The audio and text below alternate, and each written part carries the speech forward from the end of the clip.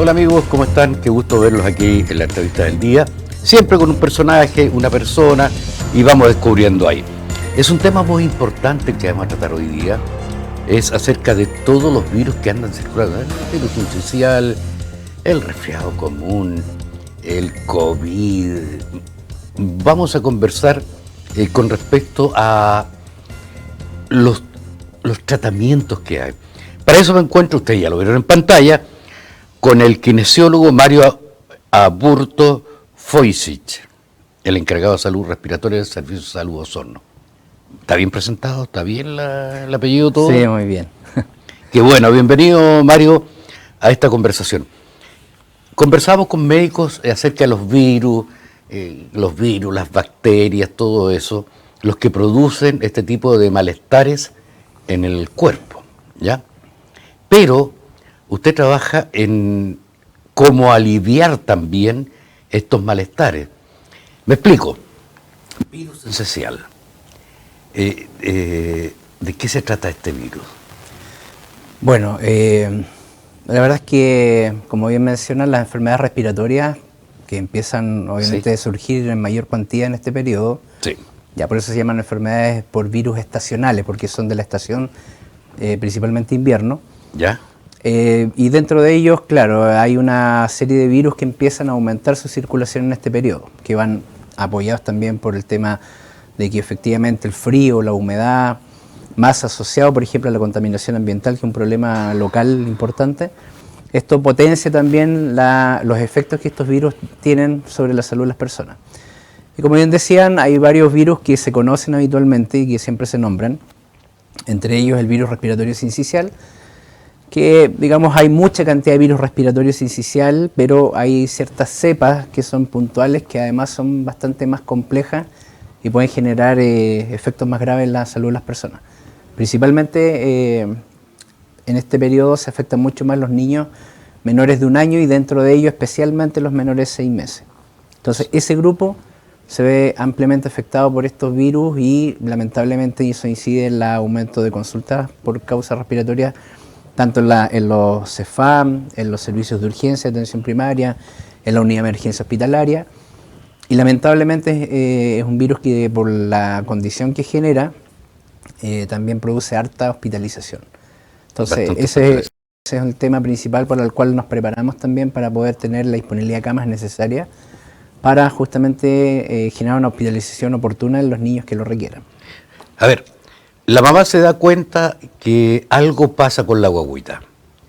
¿Cuándo es momento de partir al CEFAM o cuándo es el momento de partir a la urgencia del hospital?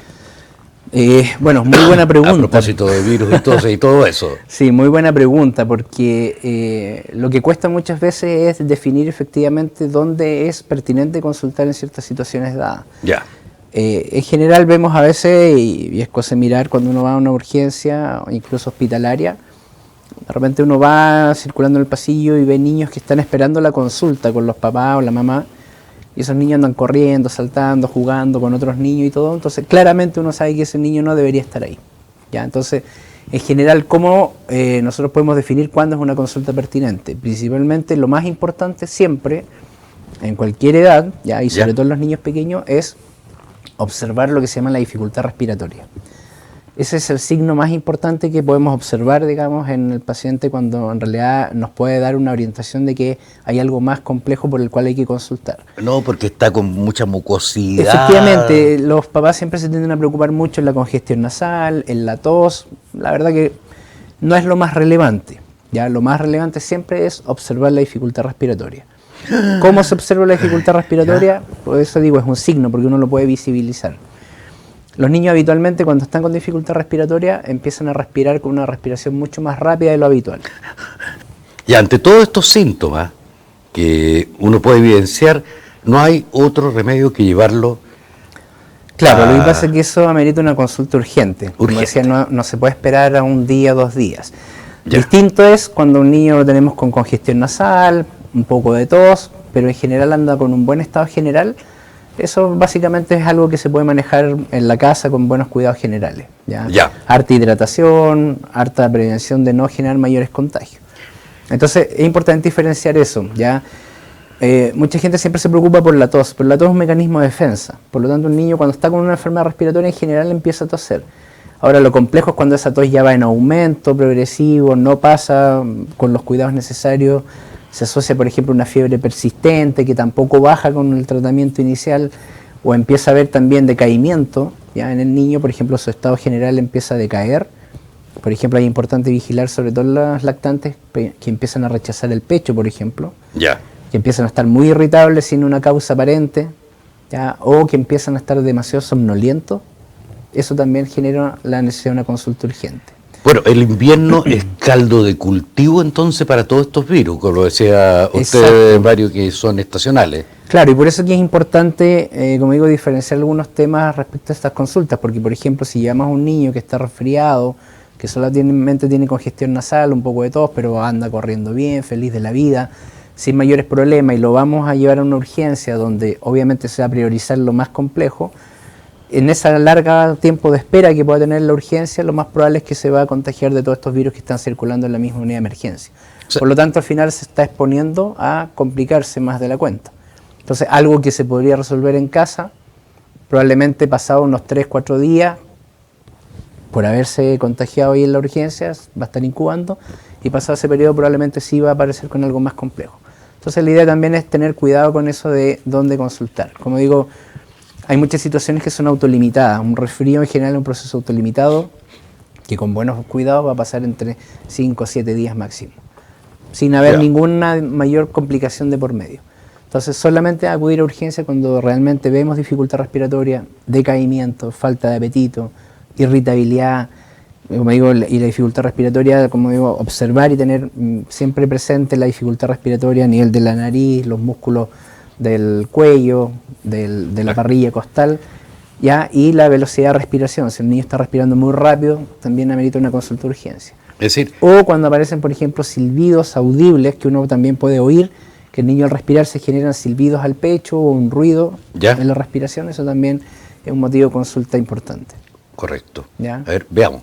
O sea, para la mamá, si tiene síntomas, por ejemplo, una tos, no hay fiebre, pero sí está con mucha mucosidad, pero el ánimo no ha cambiado, no es necesario llevarlo. En general se puede manejar en casa. ¿ya? Se puede tratar en casa. Claro, ahora si la tos es un poquito más persistente, tiene molestias para dormir, pero en realidad no hay dificultad respiratoria, podría también tener una consulta, pero por ejemplo en un CEFAM, que no es necesaria una consulta en el momento ya inmediata, puede ser una consulta el día siguiente, 2 días después, solamente para ir evaluando y manejando ese cuadro. Debido a todo, a lo mejor por mucho desconocimiento nuestro, en estos momentos estamos saturando todos los servicios de urgencia por estos virus estacionales. ¿Cómo está acá Osorno?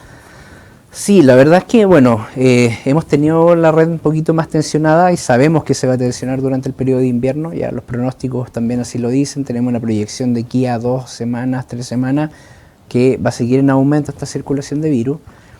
Por lo tanto, claro, hoy día la unidad de emergencia pediátrica, por ejemplo, el hospital está viendo alrededor de 600 consultas semanales. Los SAPUS de acá de Osorno también están al borde de los 800 consultas semanales, solo de consultas respiratorias, por ejemplo, en niños. En adultos la situación ha sido un poquito más estable, si bien ha ido aumentando, ya la última semana aumentó un 24% las consultas respecto a la semana anterior, sin embargo todavía está dentro de márgenes esperables y manejable. Pero la parte pediátrica está un poquito más tensionada, por eso que fue necesario aumentar, por ejemplo, la cantidad de camas disponibles en pediatría del hospital base. Se está reforzando la unidad de emergencia también del hospital, se están reforzando algunas áreas también, hospitales periféricos. Ahí en realidad estamos vigilando cómo funciona la red, porque también, producto de que algunos de estos virus pueden generar algo más grave también, estamos disponibilizando mayor cantidad de camas también de unidad de paciente crítico, que se llama, camas UCI y UTI, principalmente a nivel pediátrico. Entonces, los esfuerzos están principalmente puestos ahí, y ahí agradecer también al equipo del hospital base que va en la misma línea de poder reconvertir camas y de poder reforzar también la atención. Ahora,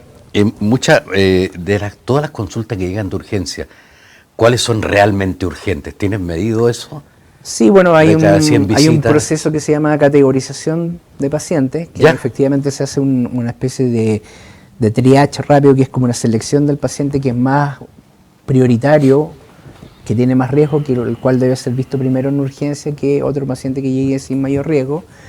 Y en general, sobre el 50-60% de las consultas podríamos decir que son no pertinentes, ¿ya? Porque las más graves y medianamente graves son un buen porcentaje, pero el grueso se concentra en lo que se llaman pacientes SI3 o C3, que se categorizan como que igual requieren una atención no tan a largo plazo, porque en el fondo se pueden complicar. Pero por ejemplo, pacientes que no es necesaria una consulta de urgencia, como digo, es un grueso importante de la población, más de entre el 50 y 60%, debería depender de las épocas. Chupa, y se van muy enojadas las mamás cuando me... Sí, lo que pasa un poco por este tema de a veces no saber identificar cuándo la consulta es pertinente hacerla en un servicio de urgencia o cuándo es pertinente esperar, por ejemplo, en una hora de CEFAM. Ahora, sabemos que las horas de morbilidad, digamos, para una consulta a veces son más escasas, por eso también se está trabajando con la red de atención primaria para poder aumentar la disponibilidad de horas también médicas que puedan permitir justamente a los padres hacer la consulta en el CEFAM y no tener que ir a una urgencia hospitalaria o al SAP. ¿Ya? Y por lo tanto, en la medida que podamos tener una mayor oferta de horas, deberían haber más cupos para que estos niños puedan ser evaluados en una consulta más protegida, con tiempos protegidos y sin estar expuestos a esta gran cantidad de aglomeración de las urgencias. Indudable. Pero también surgen aglomeraciones y en las salas de clase, en los recreos. Sí, bueno, en general uno de los énfasis que queremos hacer también tiene que ver con la prevención, ¿ya? De enfermedades respiratorias. Y dentro de las medidas de prevención hay muchas, y una de ellas esencial es justamente evitar los hacinamientos. Y eso también tiene que ver con que cuando tenemos a alguien enfermo, por ejemplo en este caso los escolares, si están muy enfermos, tratar de no enviarlos a clases para no generar esta red de contagio, digamos, transmisión de contagios al resto de los compañeros.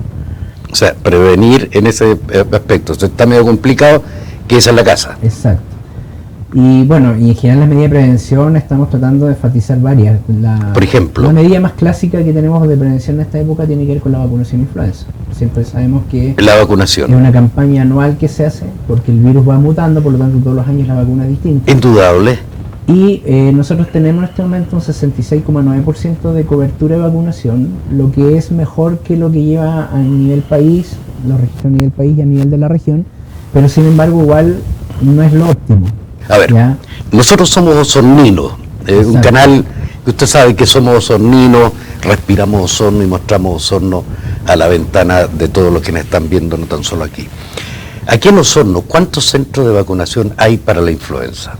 Bueno, tenemos al menos dentro de lo que está establecido 4 centros fijos más algunos que se van, estrategias que se van llevando hacia toda la red. Por ejemplo, el mayor porcentaje de vacunación que tenemos en este momento se está logrando en los escolares. ¿Ya? Porque aparte de los centros de vacunación existen estos operativos de vacunación que se programan con los colegios y se van a los colegios. Hay otras estrategias que cuesta, digamos, lograr que los pacientes acudan a veces a los centros de vacunación, entonces estamos tratando igual de que se promueva la vacunación, ojalá en el mismo momento de una consulta, por ejemplo, en los mismos establecimientos de salud. Nuestra gran preocupación tiene que ver con los adultos mayores. El porcentaje de vacunación de adultos mayores en este momento es de un 54,7%, que está más bajo que lo que esperamos y justamente pensando que es un grupo de más riesgo. Por ejemplo, un adulto mayor va aquí al CEFAM que está de frente al terminal de buses. Señor, aquí no se vacuna, tiene que ir allá arriba cerca del hospital. Bueno, eso es un poco a lo que pretendemos, de poder llegar a que efectivamente se abra un nicho de vacunación, ojalá cercano a la consulta del usuario, para evitar justamente estos traslados, el hecho de que la persona tiene que viajar a otro lado a veces hace que se pierda el interés, ya sea porque implica un pago de pasaje, traslado de tiempo, entonces lo ideal es poder también generar puntos de vacunación en los mismos CEFAM y en algunos lugares de interés público. ¿Y en qué topa esa decisión? Lo que pasa por también conformar equipos, los equipos están también un poco agotados con hartas funciones, entonces no están a veces los recursos en el momento preciso para poder disponer de más puntos en distintos ámbitos. Y no se puede hacer eso haciendo una estrategia con alguna universidad. Bueno, se han hecho y se han buscado alternativas, por ejemplo, con refuerzos que también se han hecho a través de los mismos equipos de salud, del servicio de salud. Lo que pasa es que hay actividades que no se pueden hacer tampoco o no se pueden dejar a externos por el tema de quién genera la vacunación, que hay que tener cuidado con las cadenas de fríos, con todo lo que implica el registro, y eso también va a ligar a una autorización sanitaria adecuada, que en el fondo tampoco puede aplicarlo a alguien externo, ¿no? el establecimiento. ¿Ni siquiera estudiante ya en su último año? La verdad es que es riesgoso, porque después si hay un evento, después que son la responsabilidad del equipo, claro. Entonces, en general, como digo, el llamado es acudir a estos puntos y poder generar esta vacunación de forma oportuna, porque la última semana hemos tenido un aumento de la circulación de virus influenza A, justamente al cual va enfocada la vacuna. Y eso implica que cuando uno se vacuna, al menos pasan 2 semanas entre lograr una inmunidad adecuada. Por lo tanto, si se nos viene ya mayor circulación viral, ya estamos un poquito tarde. Entonces, lo ideal es apurar el tema de la vacunación. Ya. Eso es uno por parte farmacológica, la vacunación. ¿Qué otros datos útiles que les sirva? Hay otras medidas importantes, por ejemplo, lo más importante es la ventilación en los lugares, sobre todo cuando están muy encerrados. En los niños pequeños, por ejemplo, a las mamás que tienen lactantes, es importante la lactancia materna exclusiva. Eso es fundamental para también generar un mayor desarrollo inmunológico. El lavado de manos frecuente, el tener precaución de que si uno está con tos o estornudos, poder taparse la nariz y boca al toser o estornudar, o usar pañuelos desechables y eliminarlo, y no usar las manos, porque aquí hay contagio que va cuando uno se mueve en la zona o algunos elementos. Y lo otro muy importante tiene que ver que las personas importantes, sobre todo los niños, mantener los controles de salud al día, para ir viendo que efectivamente se mantengan sanos. En los adultos mayores o personas que tienen enfermedades crónicas, también mantener sus enfermedades bien controladas, porque algún contagio de estos virus podría desencadenar también una mayor exacerbación o complicación de esas enfermedades crónicas. Y un tema importante tiene que ver también con evitar, por ejemplo, espacios contaminados, ¿ya? Sobre todo en la casa, tener cuidado con el estado de las estufas, el no fumar dentro de los ambientes interiores. Sabemos que nuestra ciudad muchas veces sufre de alta contaminación. La idea en esos días, si alguien tiene enfermedades respiratorias, sobre todo, poder protegerse, usar mascarilla o no hacer actividad física cuando hay mayores niveles de contaminación. Y uno de los temas importantes que hemos abandonado mucho tiene que ver con el uso de la mascarilla, ¿ya? Sí, claro. Si bien es cierto, aprendimos durante la pandemia y era una obligación para todos, hoy en día no es una obligación para todos, pero es un deber y una responsabilidad social en el fondo, que si yo estoy enfermo, para evitar contagiar a otros, sobre todo muy cercanos, y si hay gente de riesgo, yo debería usar al menos una mascarilla, ¿ya? No es necesario que la usen todos, pero yo si estoy enfermo, como un tema de responsabilidad social, es importante que yo use la mascarilla para evitar justamente un riesgo a las personas que me rodean o que están más cercanas. Pues si yo estoy resfriado, le recomiendo que use mascarilla. Claro, si estoy, por ejemplo, voy a un ambiente cerrado, voy a estar en un grupo de trabajo cerrado, o voy al mall a hacer compras y ando con muchas tos y estornudos, idealmente yo tendría que usar una mascarilla, como digo, para evitar de alguna forma propagar el contagio a las demás personas. Mario, se nos está acabando el tiempo, tú sabes que los tiempos de televisión son bien escasos. ¿Cuál sería tu llamado a la comunidad? Bueno, básicamente conmigo lo esencial es poder generar estas medidas de prevención, ya, ser responsables con la salud, ya, el autocuidado es muy importante, y también el cuidado, como digo, de nuestros grupos de riesgo, o sea, sobre todo si tenemos niños, adultos mayores o personas con enfermedades crónicas, o algunas personas que estén sometidas a tratamientos o por alguna razón tengan algún problema de inmunidad. A ellos con mayor razón hay que protegerlo, y para ellos, si yo, como digo, estoy enfermo, es mi deber y mi responsabilidad social también poder usar mascarilla para evitar la propagación del contagio. Mario Burto, kinesiólogo encargado de salud respiratoria del Servicio de Salud Son. Muchas gracias por haber estado con nosotros. Muchas gracias. Y a ustedes, amigos, nos vemos en otra entrevista del día.